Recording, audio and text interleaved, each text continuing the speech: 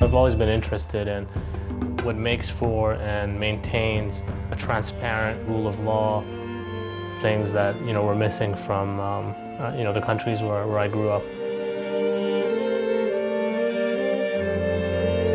I'm a professor of law at the City University of New York School of Law. I'm interested in collaboration with students and colleagues who are like-minded and committed to fundamentally American values, social justice, equality for all. I came to the United States to study, to do my undergraduate studies. I stayed, I worked, I went back to law school, made my life here.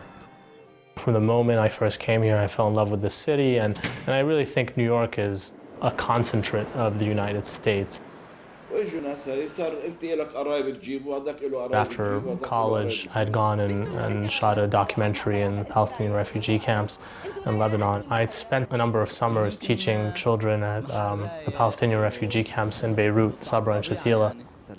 I trained these kids to use simple video cameras, and they went and interviewed their grandparents and the elders in the refugee camps. We ended up with a vast array of very valuable oral histories because that generation hadn't communicated its history to posterity. And that featured prominently in my conversations with the fellowship committee. I received the Paul Daisy Soros Fellowship to support my legal studies. My intention, at least on some level, was to do rule of law work in countries similar to the ones where I had grown up, like Iraq, Syria, Jordan, Lebanon, where there were no functioning legal systems. 9/11 happened, and of course that changed everything. Things like extraordinary rendition, torture, black sites, places like Guantanamo and Bagram, all the way to the effects that we see here at home in New York City.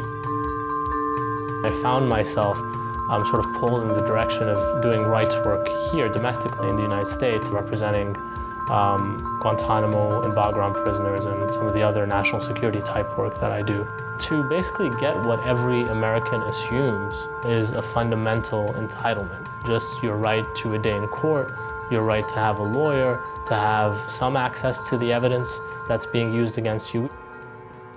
My client, Mahmoud Ahmed, is an Algerian national who was imprisoned at Guantanamo for 8 years and was then released and returned home to his children and his wife. His children had grown up mostly without him. As hard as it is for our clients who are sitting at Guantanamo and Bagram who don't know when, if ever, they'll see their families, as difficult as that is, it's equally difficult for their wives and their parents and their children at home. The Paul and Daisy Soros Fellowship wants to support new Americans who are committed to the values enshrined in our Bill of Rights and in our Constitution. I wouldn't be where I am today doing the sort of work that I'm doing and that I'm passionate about were it not for that fellowship.